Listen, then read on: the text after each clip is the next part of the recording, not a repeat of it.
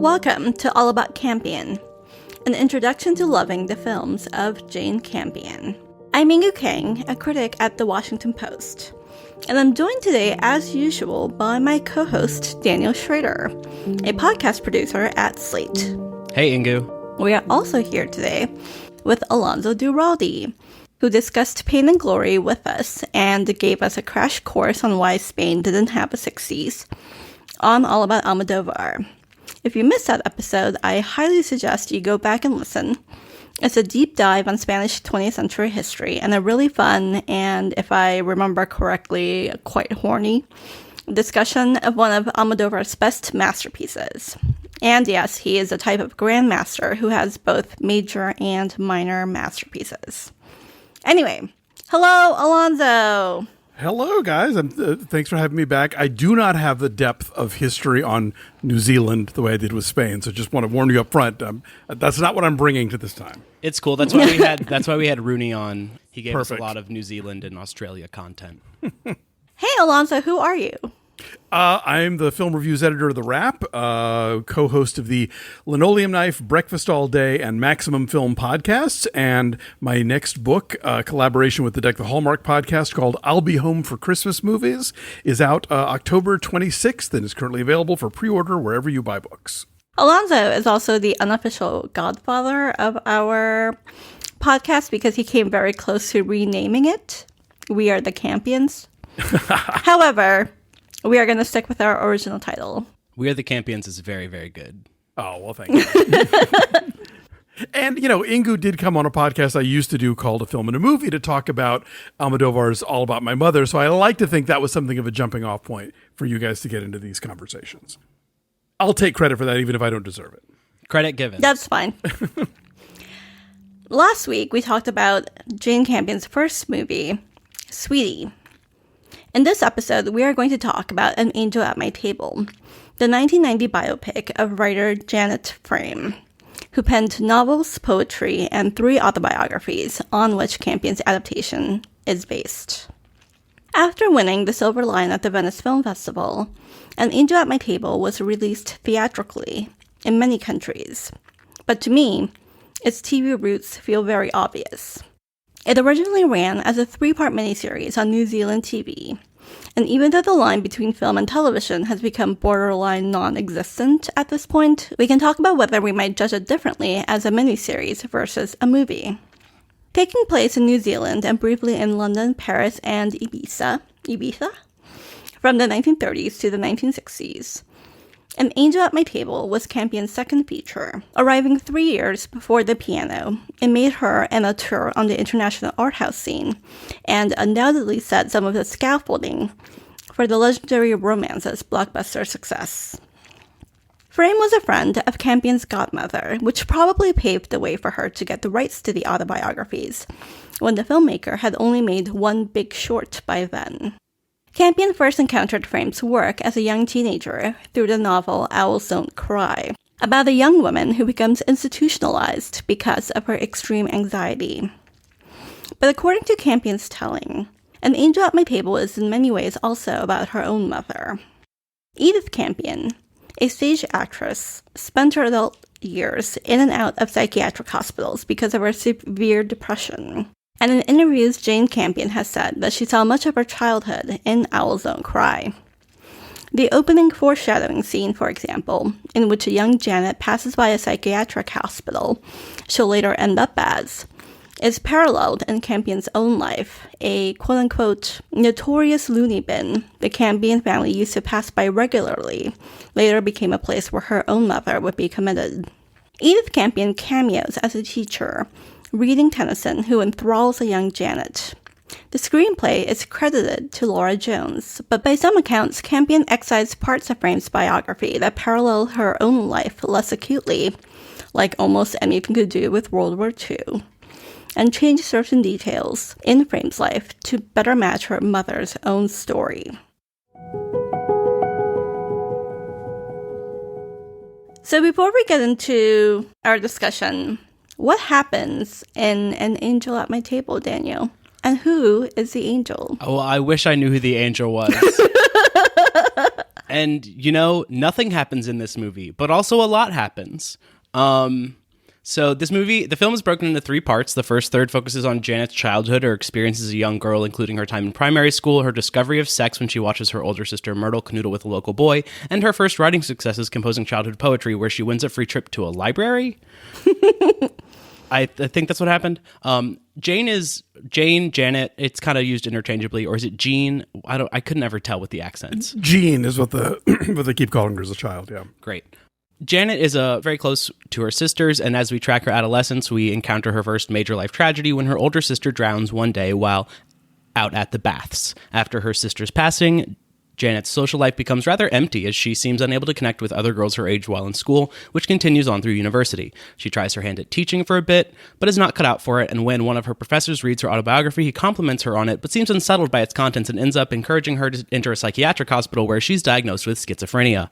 A little later, news comes that another one of her sisters, Isabel, has died, and Jane spends the next 8 years of her life enduring electroshock therapy in a psychiatric hospital and is scheduled for a lobotomy that at the last minute is canceled when her first collection of short stories wins a literary prize. What a twist of fate. Yeah. Good to know that a literary prize can get me out of a medical procedure. She continues writing, publishing a novel, and is awarded a writing grant that allows her to travel to London, Paris, and Spain. While in Spain, she encounters the first romance of her life with Bernard, an American man, also abroad for the summer. They have an exciting romance that ends abruptly when Bernard must return to the States to teach in the fall. Janet continues writing back in London until news comes that her mother has passed, so she packs up and heads back to New Zealand, where she spends her time writing in a small trailer outside her sister's house. So, Alonzo, when we first invited you on, I asked you which movie of Jane Campion's you wanted to discuss, and you chose this one, which, as I was watching the movie, flummoxed me a little bit.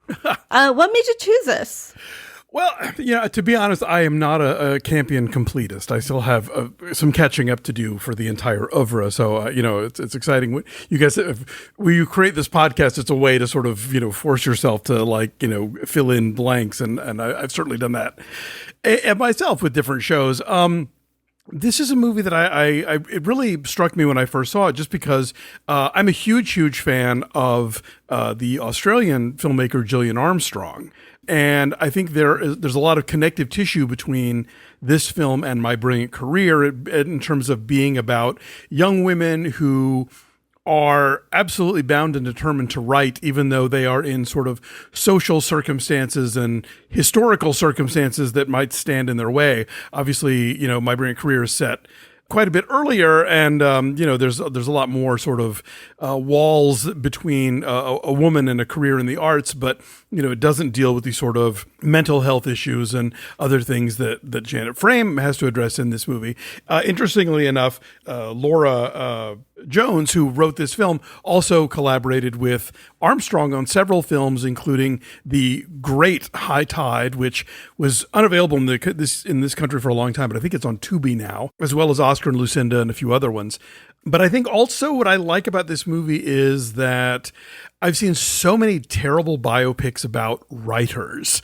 Movies just get this wrong all the time. A recent example that I found super annoying was the film The Man Who Invented Christmas, which was the backstory of how Dickens came to write A Christmas Story. And it's the kind of movie where literally people in conversations are giving him the best lines for the book, and so it reduces the author to like a stenographer who's just kind of writing stuff down. And I think this movie, it does a much better job of it assumes the idea that an artist, certainly a writer, but all artists are kind of the sum of their experiences. And so the film focuses on the experiences without sort of laboriously connecting the dots of this happened to me and then I wrote about it and then it became a big hit, Instead of getting the usual montage of spinning headlines and the book climbing the bestseller charts, we have her waiting to get a lobotomy in the hospital and the doctor telling her, "Oh, no, that's off. You won a literary prize." So yeah, I very much like the approach that Campion and Jones take to the material here, because so many filmmakers get biopics so wrong. I think this is one I would point to say this is how you tell this story, and not without getting trapped in the sort of awful tropes and conventions that so frequently arise when people are doing it. Well, I guess my question about that, though, is like, how aware of Janet Frame's work were you before seeing this film? Because I hadn't ever read anything by her. I didn't really know who she was. And so, like, a lot of this felt like disjointed and unconnected and like just, okay, well, I'm watching a person's life, which doesn't really ever have much narrative cohesion, but I feel like it probably made more sense if you were aware of her work. So I'm curious if you have any background with that. That may well be true. I have not read any Frame, actually. I have a collection of the 3 autobiographies that a friend of mine gave me some time ago, and I still haven't read. I'm embarrassed to admit. I hope she's not listening. She's not. No one listens to this. So I can imagine where, yes, probably if I had read her stuff, I would be like, oh, that's like that moment in this book where the thing happens, you know. But I think because I was so unaware of her actual work, I didn't come into the film and didn't, again, rewatching it for y'all, with any sort of preconceived, oh, well, are they going to cover this aspect or that part? And so I just kind of went with it. And to me, it very much felt like Campion bringing that, there is a female gaze to this film, not just in terms of how it addresses female friendships or female sexuality, but like there's so many useless men in this movie. Like not all of them. Some of them are helpful and smart and like get what's going on and help her get to the next level of her career. But man, so many of them are completely oblivious and dealing with their own crap. And I thought that this is the kind of thing I think that we don't see enough in stories about women, certainly about women who are creators. I think that there has been this like very big shift in the sort of biopic industrial complex in the last 10 years, where we used to get a lot of biopics that were like, this happened, and then this happened, and then this happened, and then this happened. And now we have a lot more studio biopics, at least, that really focus on one particular incident in an artist's life. And then sort of like sometimes we'll pan out a little bit more to provide more context, to provide more biographical context. But I feel like this movie very much feels like something before that revolution, right? Like I mean, obviously, because this movie is from like 30 years ago. But I think Daniel and I generally had the same response to this, which is like, you don't really get like a sense of what her writing is about, other than sort of like responses to things that happened in her life. But you don't really get a sense of like, what is the plot? Like, what is her writing style like? And so periodically, I kept like asking myself, like, what is the point of this? Like, if I don't know already who Janet Frame is, like, why am I supposed to care about her story? Which is, like, obviously very fascinating. But I think that the other thing that really struck me while I was watching this is that there are so many elements of this that just sort of seem pieced out of, like, a gothic tale. You have, like, all of these dead siblings. You have this, like... Well, and even, like, the first line or whatever is, like, I had a dead twin. Yeah. Who like died after 2 weeks, and then she becomes institutionalized for 8 years. And a lot of like the much like gorier details in her life story seem very like papered over in a way that I found interesting. I mean, like my father, for example, was born in 1920. He was pretty old when I was born and was born in Spain. And his mother, I think, gave birth to 9 children, but only 3 of them survived past the age of like 10.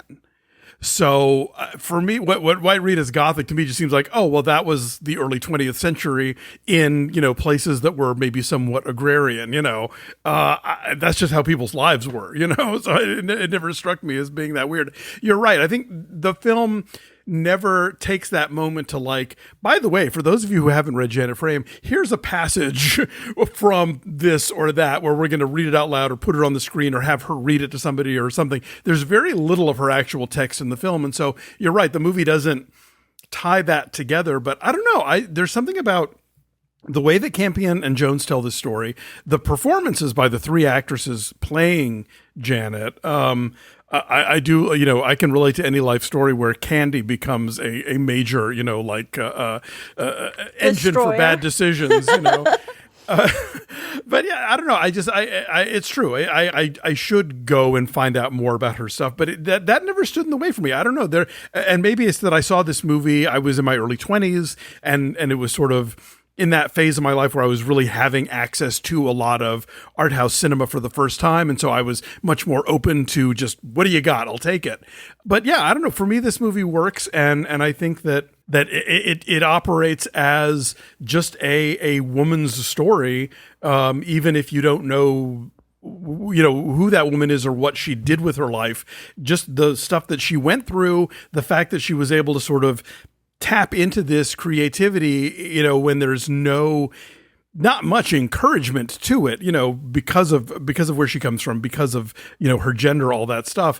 I don't know. Those were the things that kind of carried me through, even though I agree with you. It is somewhat elliptical if you don't walk into this movie versed in her life and her work. I think one of the things that Daniel and I are also encountering watching Jane Campion's filmography en masse is that neither of us are experts in New Zealand or Australia. And I think one of the really great, quote-unquote, exotic elements of this is, both this, extremely, ragged 1930s, upbringing in New Zealand, because they're... Yeah, you wouldn't shut up about how grimy everybody was. Yes, it's an extremely grimy movie. It's not just about, this whole thing in, a different country in the past. It's also very much about these, incredibly poor children. The first scenes that you see of, Janet in school, her hair is, weird. But, her hair is, the least of her problems, because all of her clothes... not only are they ill-fitting, but they're, frayed. The collar, of the sweater is broken. And everyone is sort of, more or less wearing, the exact same sweater. But when Chris Evans wears it in Knives Out, it's sexy. Is that what you're saying? I don't think that is the same kind of sweater at all. No, you're for sure that you can tell the neck when she tries to claim that her dad gave her money to buy candy for the class. It's if you're wearing that sweater to school every day, your family does not have money to throw around on stuff like that. Yeah, and I was really struck by all of that, and it really made me appreciate that there was a movie that was about this, because you don't see dirty children in the movies, and I think this was very evocative of that particular childhood. But I don't know, I guess where I want to end up with that is that one of the things that felt very gothic to me is that you have this extremely not only poor childhood, but also this very medicalized childhood, right? You have the brother with epilepsy that he gets made fun of for all the time. You get the school nurse basically pulling Janet out with a couple of other kids as the sick kids, and there is this heavy stigmatization of her from the very start, for her body and for her dirt, and you see these close-ups of dirty nails and dirty teeth, and I don't know. It was very striking. I think it's an interesting portrait, though, of living with anxiety. The way that she has such a hard time interacting with people, that she can't teach with the inspector sitting in the back of the room. When she flees and is just sobbing, running away, holding her shoes or whatever. Yeah, and then when she finally meets that doctor who's if people tell you to leave the apartment and go mingle and you don't want to, don't. And it's that moment where no one has ever given her that permission before, that the expectation has always been, oh, you have to go and sit at the tea party and be gracious and make idle chit chat, and some people just don't know how to do that and don't want to do that, and you sense those moments where she tries to like when she's in Ibiza and she launches into that conversation about the status of her luggage and everybody just sort of stares at her. I think the movie's very compassionate towards her and very empathetic for her, and I think it's always interesting to see. It's easy to throw the character in the snake pit and have the people banging the walls and show you oh, look at all the mad women, but I love the sort of granular nature of her anxiety and her shyness, and how obviously she's very expressive on the page, but in person she's just very locked down, and I think Fox acts the shit out of that and really makes it feel vivid and understandable and relatable. Well, and I think that what is also really interesting about this as a portrait of a writer is that she's from a working class family who isn't versed in this what it's like to like have a writer as a child, or like what it is like to like have an intellectual pursuit as your career when your background is so poor. That like there are times where she tries to like have the standard job where she like tries to interview to be a nurse at one point, which they don't let her because she is diagnosed with schizophrenia, or like when she tries to teach and then like becomes like a cafeteria lady or something. Like she tries these ways to fit into what she thinks is like normal for her class and normal for her like upbringing, but she just can't, because she is this like particular other creature that her family doesn't know how to deal with, and so she doesn't really know how to deal with herself. But I think what's actually really great is that her family, in some sense, not her parents but her sister, like do know how to deal with her. I mean, like I'm like really fixated on all of like the dirt on her body, but like I think one of the reasons for that is because there's this like connection that she feels to the land. She grows up in this like extremely like not quite like agricultural but definitely rural area, and like all of her like play stuff is just like happening in the woods, in fields, and it's happening with either her sisters or like this like one friend that she gets to have for like a very short period of time. And there's this sort of like earthiness, and it's sort of like the only place where she really feels at comfort. And when she grows older, you still get these like little flashbacks to her past when she's just with her sisters. There's a sort of like very like Little Woman quality to the entire production. You know, this like preponderance of daughters, and just sort of obviously sort of like the random death, but also this whole idea of like you fit so perfectly into this like one particular world that you grew up in, and then when you're sort of foisted outside into the outside world where you have much more, where you're sort of forced to take care of yourself and take care of other people, like she can't do it. That's one of the things that I like about My Brilliant Career, because it's you have this character who, her mother actually comes from a wealthy family, but she married sort of beneath her. And so, she lives on the father's, farm out in the middle of nowhere, but then gets sent to go live with the rich relatives. And the rich relatives basically want to marry her off. And that's their idea of what you do with a woman. And so neither as the child of a farmer or as the sort of grandchild of this privilege does anybody like say, oh yes, becoming an author is absolutely, a life path. And so often, I mean, there are any number of artists and writers, and I mean, my husband certainly who come from families that not only don't nurture the idea of you becoming an artist, but are actively suspicious of it, and don't think that it's a viable way to make a living or whatever. And so, but can't relate. My Asian parents were always very encouraging of my creativity and my literary pursuits. Can't relate either. For when I got into grad school, and my mother's first response was, "What are you going to do with that?" Exactly. So, so that's I think those are interesting stories to tell, because unless you are, Jason Reitman or Jean Renoir or something, like, if you're an artist or a creator of any kind, you probably grew up around people who did something else entirely and don't get it and haven't been shaped by society to take that stuff seriously, certainly as a career, as a mode of, like how to live and where to exert your energies. So I find those stories endlessly fascinating, because you have to overcome it in a way. It's akin to the coming out story. Odds are, if you're a queer person, your parents were not, and you have to sort of divorce yourself from your upbringing enough to take care of yourself and hope that they eventually come around to who it is you are. And I think for the same thing, if you're a writer, a painter, a sculptor, and you come from farm folk or, steel workers or whatever, you have to do that same thing where like you have to nurture yourself and become your own sort of family support, and then hope that your real family support eventually catches up. And I think that that's actually kind of, it's kind of clear early on that she is able to, even if not consciously, is able to do that for herself. I'm reminded of the scene early on in the film that is one of my favorites, where her sister tries to get her to change the word in her poem from the shadows touched the sky or whatever to like the shadows tinted, because poems have specific words associated with specific images.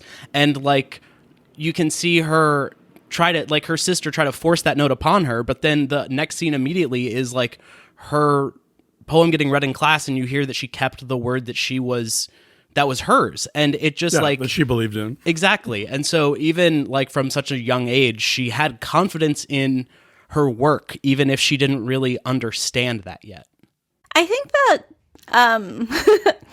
Daniel and I watched this together, and we were making a bunch of jokes about how this is our crossover Almodovar episode.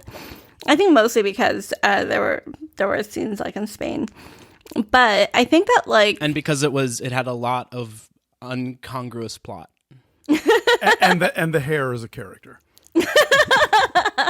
I mean, Almodovar loves red too. So. But I think the thing that like I kept coming back to is a sort of like very loving and yet like really fearful portrayal of where you come from, and this idea of like the New Zealand backwaters, like where she is from, being a place of like extreme stiflement, and yet at the same time like the one like randomly the place that she sort of like feels actually at home and able to talk more to other people around her, and she sort of like knows what's going on. And like, I don't know, like the whole movie ends with her back in New Zealand in the 60s, like living in a caravan, or maybe just like working in a little trailer in her sister's backyard. And for some reason, like that made me really happy that she was sort of like able to go back, and instead of sort of fleeing where she came from, like permanently to Europe or wherever, she was able to sort of like make peace with where she came from and sort of like be with her family, who are the only people who really understand her, like all over again. Yeah, no, absolutely. I think that there is something satisfying about, you know, she is living the kind of life where, yes, she's got to get out of there. But if you can get out of there and then eventually come back on your own terms and still live the life that you want to live in this place that you think of as home, then that's absolutely a triumph. Wouldn't know what that's like, but it sounds nice. Oh, one of these days, you never know. Well, let's talk a little about the men, because I think that, you know, there are some mentors along the way who help out. The naked novelist. Mentors. Oh, person tours. The naked novelist, I think, obviously sort of gives her like room to you know, a room of her own, if you will, to or as Inkoo said at the end of the film when we watched it, a trailer of her own. A shack of her own. No, a hut. He gives her the hut early on, you know. And so like that gives her the literal and sort of mental space that she needs to do her work, and to sort of not feel, you know, not be pestered by the very impertinent questions of her young nephews. You know, there's, like I said, there's the doctor who tells her she doesn't have to mingle if she doesn't want to, and who reads the novel, you know, and or the memoir, and gives her the go ahead to like continue with it. And so, you know, they're great. And I think the father is, you know, he's not a monster, you know. I think he buys her that like blank book. Yes, that beautiful, like the book with the like beautiful marbled cover. Yeah, that journal is her first like blank pages to fill. Yeah, you know, he overreacts at her use of the F word, but you know, what parent wouldn't? Especially when it's not even just her use of the F word, but it's that like, you just revealed that my other daughter had sex. True, yeah, she is ratting out her sister. It's a there's a lot. Though going I love on there. that, like I love that as a moment of like, she's so unaware of like social conventions about things like that. Sure. That she just tells her parents that, oh, they were fucking. Like, she doesn't think it's a big deal until she is kind of told that by others. Right. No, in that it's that immediate moment you have as a child where like, uh-oh, like now I feel shame. I'm not even sure why, but I know I do, you know. It's a very like Garden of Eden moment where like you learn to learn shame. Right. And I think another man that was really important to her was her literary agent, who was like, hey, here's a apartment, right? When she went back to London. Go write a bestseller. Easy peasy. Come in a Rolls Royce.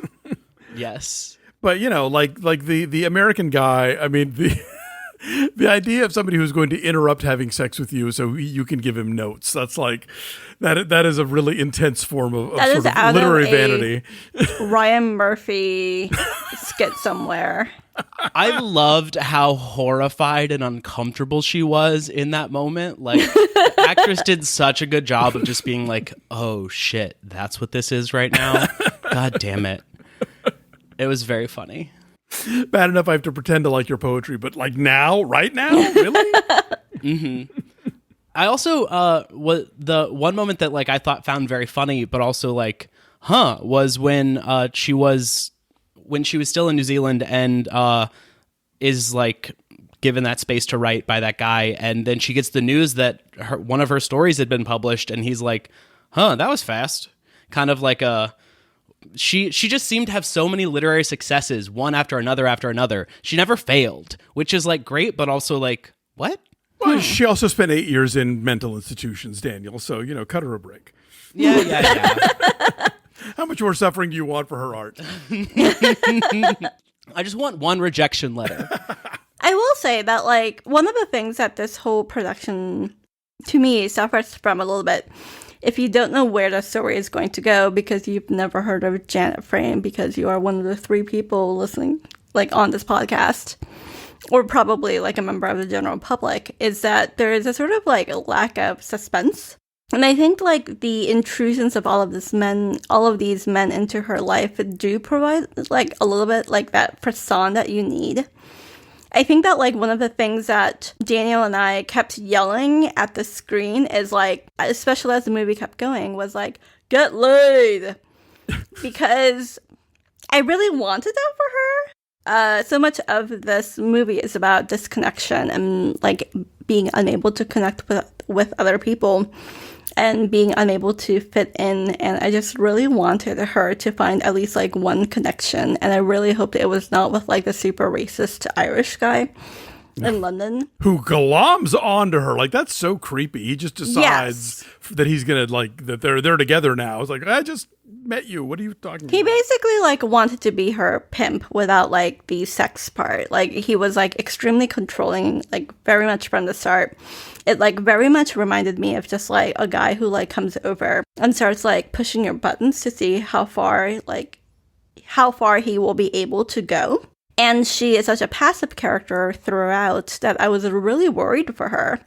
And so to see that, like, she still, even though she's sort of, like, carried through by, like, the winds of fate somewhat in this movie, and that she seems to get very little choice in how her life goes, the fact that, like, she's able to sort of, like, stand up enough for herself to run away from that Irish guy made me really relieved. And I do think that, like, all of these men and their potential horribleness is, like, a really big source of suspense in this production. But, like, I guess it also speaks a lot to just how this movie teaches us to, like, look at men, which is basically almost always as a source of threat. Because literally, what else would they be? Unfortunately. And I think this also, sort of has a role in, and I mean, it's a true story, so it's different than, a narrative depiction. But, there is this sort of history in, the 19th and 20th centuries about how women who were considered difficult in any way just got shunted off to these institutions. Which is literally the story. Kind of, yeah. I mean, it's like, I don't know if y'all have seen The Mad Women's Ball, the new Melanie Laurent movie that's on Amazon Prime, but it's like, there's this sense almost where where the mental institution sort of replaces the witch burning stake as sort of like, here's what you do with women who don't conform, women who don't comply, women who are, too demanding or too, headstrong or independent or whatever. And so I think, she sort of falls into that tragic history. And so we see over the course of this film where she has to endure the institutionalization and then sort of eventually come out of it and understand that she, in fact, was not schizophrenic and that, that she was misdiagnosed all this time. But I find that to be a really interesting, just the fact that it took place in real life, and then the fact that it's so frequently become subject matter for movies and novels and plays and operas, about women and madness. I think there's that's a whole almost sort of literary subgenre. Yes. I was also really struck by, there are so many pieces of this movie that made me wish it had been a 9-part production instead of a 3-part production, because you get these really interesting storylines and then they have sort of no end to them. And you're sort of but what happened with this thing? For example, the father goes off to war for World War II and he's I'm going to go kill Hitler or whatever. And then there's no ending to that whole thing. I think there's so much I want to learn more about why in the world was this woman diagnosed with schizophrenia of all the things that she could be diagnosed with. And I think the movie sort of does this really great job of positing one of the very first men she's attracted to, her psychology professor, Dr. Forrest or Forrester or whatever, as first a possible love interest, which I think from a 2021 lens is already a little bit squeaky, because you want her to have the sexual experience, but you're sort of also but with your teacher, can you not find a peer? Yeah. And then for him to be the person who is the instrumental figure in having her institutionalized, that's a threat. That's so scary, and what a fucking betrayal. But then you never really understand how in the world she's supposed to have schizophrenia, especially according to a guy who is a professor of psychology. Well, does he diagnose her, or do they do it at the hospital? I think he thinks that she should be institutionalized because of her suicide attempt. He asks her about swallowing all the aspirins, and she said, I was able to just do it. And what a great response that she gave him, because she's just I just drank a lot of water with it. It's fine. But, and again, I think, speaking of the 2021 lens, I think he is doing that with all best intentions. I think if he learns that a student has attempted suicide, then his first thought is, well, clearly she needs professional help. The 2021 version is if I don't report her, I will be made liable, and then my tenure will be threatened, and therefore I have to. There you go. Second verse, same as the first. But I feel like, you can look at the system itself as being obviously broken or skewed in certain ways, but I think as an individual, he is trying to do the right thing. Okay, fair enough.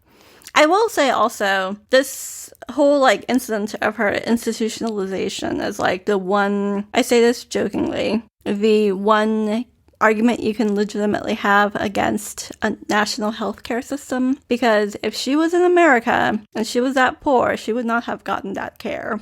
True. But of course, also you have to remember, before, Ronald Reagan came in, there was a much more extensive network of, there was much more available care for psychiatric patients. Yes, obviously a lot of those institutions were horrifying. Go watch Titicut Follies or something. But I mean, a lot of the government safety net for that kind of thing got eliminated first in California by Ronald Reagan, and then on a national level when he became president.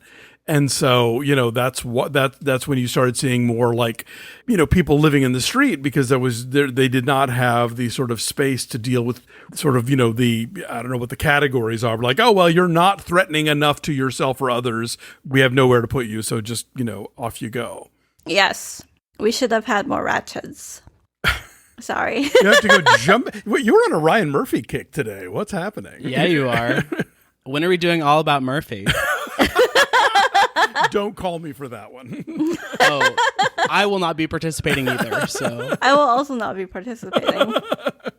I will say, one of the other things that I really loved about this film is that, her alienation from, the rest of literary society was, very fun to me. I mean, obviously, so much of, those people are just, middle class or, upper middle class or upper class dilettantes who are, calling themselves writers, but not actually publishing anything. I've already selected my publisher. And then just sort of going around making fun of Janet. I don't know. I really intensely felt for her, And also, it was just like this like really nice reminder of like how so much of, I think, like both like this movie and of like writerliness in general is about not fitting in.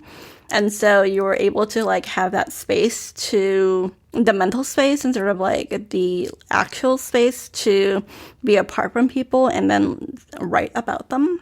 I think there's a thread that goes through most of Australian and New Zealand film where they basically will acknowledge there's some level of classism in their country, but that nobody does it like the Brits. And the second anybody goes to London or whatever, like that's when they really have to deal with the shit. And even if you're like a fancy Dan in Australia, the London people will look down on you as being, a shit kicker from the antipodes or whatever.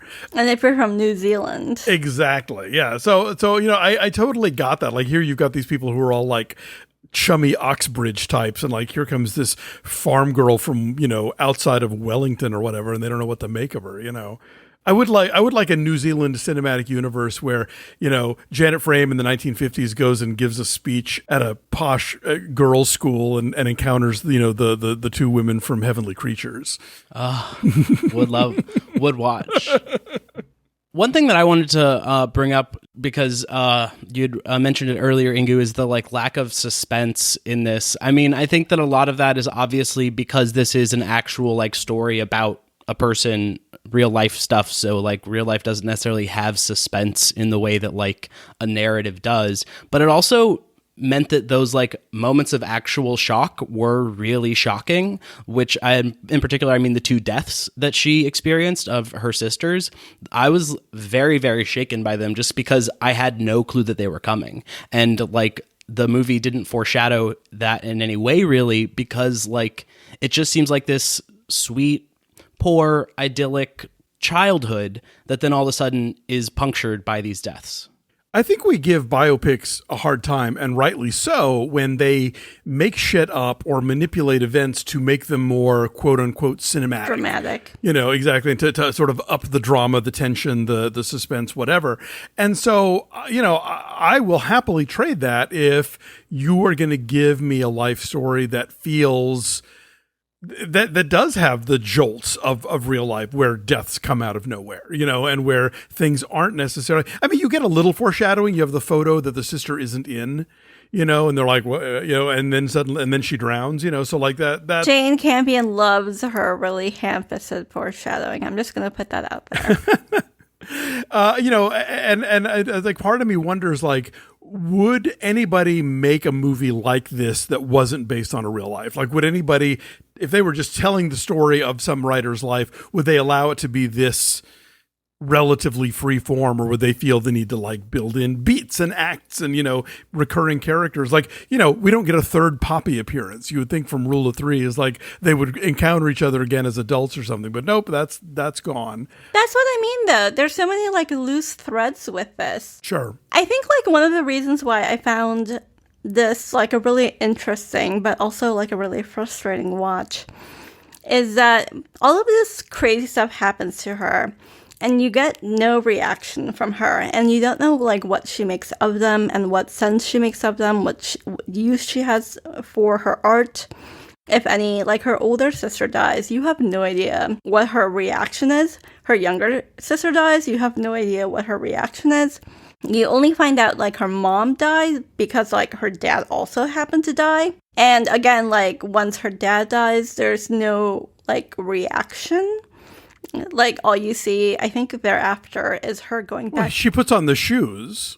Oh, is that supposed to be her dad's shoes? Yeah, she's looking in, because they talk about how, he didn't really take care of himself after the mother died. And then she's in his room and everything's kind of a mess. And then she puts the shoes on. I thought that was a really lovely moment. Okay. But I think like by and large, my point still stands about like how all of this like really crazy stuff happens to her. Like, what does she make of like having electroshock 200 times?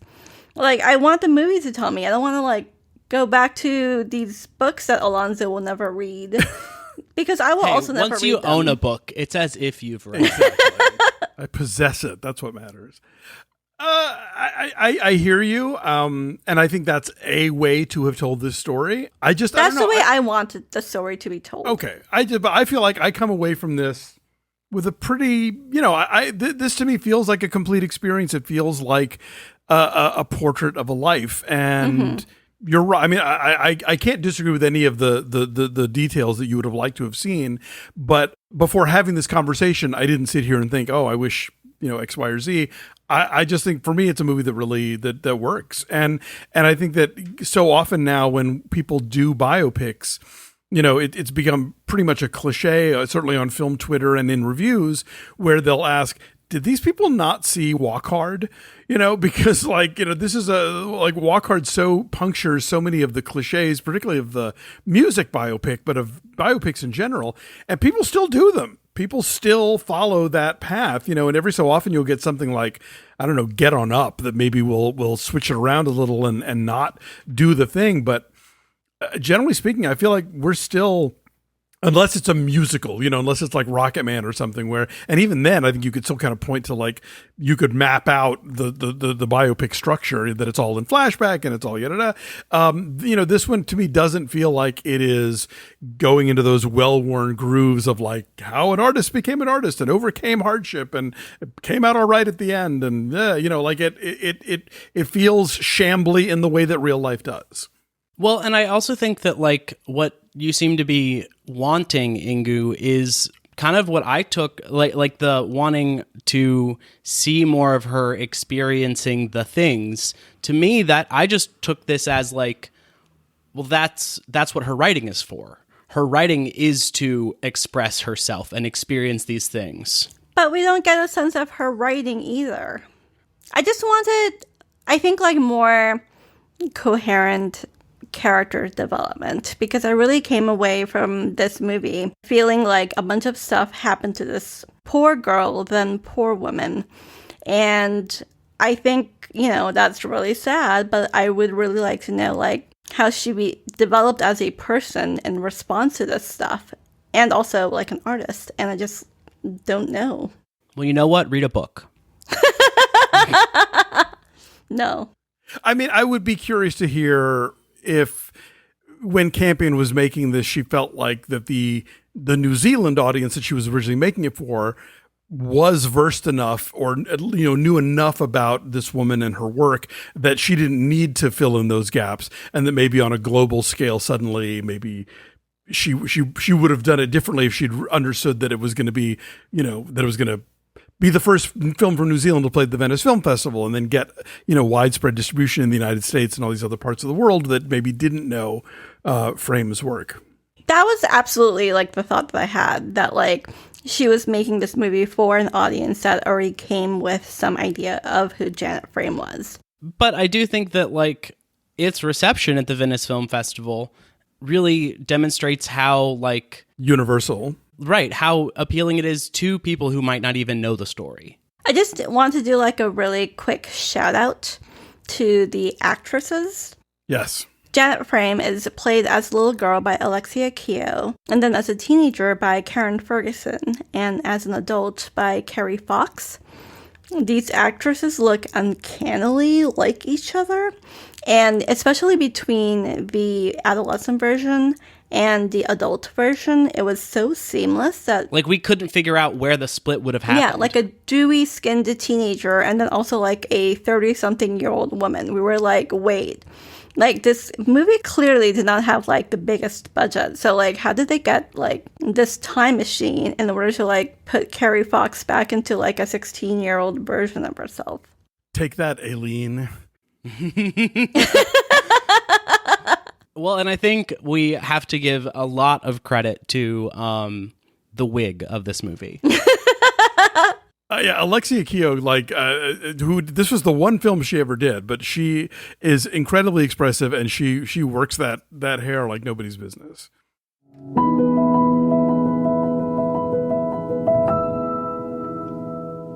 All right, well, that's about it for our discussion of Angel at My Table. But before we go, let's do some rankings real quick. I think we can rank An Angel at My Table above Sweetie.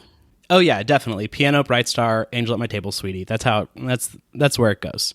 Sweetie will remain at the end until proven otherwise. Until you watch Holy Smoke. Well, that's our episode. Thank you so much, Alonzo, for joining us today. Always a pleasure. Thanks for having me. We hope we did not ruin your memories of An Angel at My Table too much. Never. Thank you. This was great. Always a delight to have you on the show. Thank you. And the next time I see a dirty child, I will think of the two of you. I'll take it. Thank you so much for listening. If you'd like to email us, we're at allaboutfilmpod@gmail.com. And otherwise, we'll talk to you next week.